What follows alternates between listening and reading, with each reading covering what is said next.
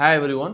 குளிர்காலத்தில் heart problem நிறைய வரும்னு நிறைய பேருக்கு தெரிஞ்சிருக்கலாம். However, do you know the impact of heat on heart? If you want to know further, please watch this reel.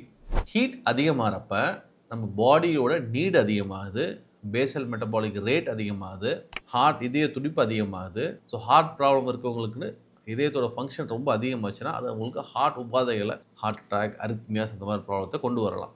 Especially அவங்க வயசானவங்களாக இருக்கிறாங்க, இன்டேக் கம்மியாக எடுத்துக்கிறாங்க, நிறைய கோமாபிடிஸோடு இருக்கிறாங்க அப்படின்னா அவங்களுக்கு ஹீட் ஸ்ட்ரோக்குங்கிற நோய் கூட வரலாம். இதை நம்ம ப்ரிவெண்ட் பண்ணணும் அப்படின்னா நிறைய தண்ணி குடிச்சுக்கணும், தேவையில்லாமல் வெயிலில் போகிறத தடுத்துக்கணும், அவாய்ட் பண்ணிக்கணும். இப்போ எலெக்ஷன் டைமுக்கு தான் ரேலிக்கெல்லாம் போகிறீங்க அப்படின்னா நிறைய தண்ணி எடுத்துகிட்டு போங்க.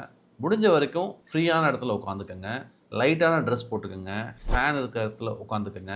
காற்று நல்லா ஜல்லுன்னு வர இடத்துல உட்காந்துட்டிங்கன்னா ஸ்வெட் ஈஸியாக ஆகும். முடிஞ்சால் 2 தடவை குளிக்க ட்ரை பண்ணுங்கள்.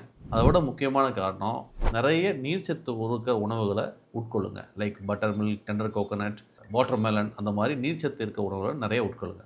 டு கன்க்ளூட், நிறைய தண்ணி குடிக்கணும், 3 to 4 லிட்டர்ஸ் வாட்டர் எடுத்துக்கணும். இது ஹார்ட் ஃபெயிலியர் இருக்க பேஷண்ட்ஸ்க்கு சொல்கிறது இல்லை, ஜென்ரல் பாப்புலேஷனுக்கு நான் சொல்கிறது. ஹார்ட் ஃபெயிலியர் இருக்குது அப்படின்னா இன் ஜென்ரல் 1.5 to 2 லிட்டர் குடிச்சிக்கலாம்.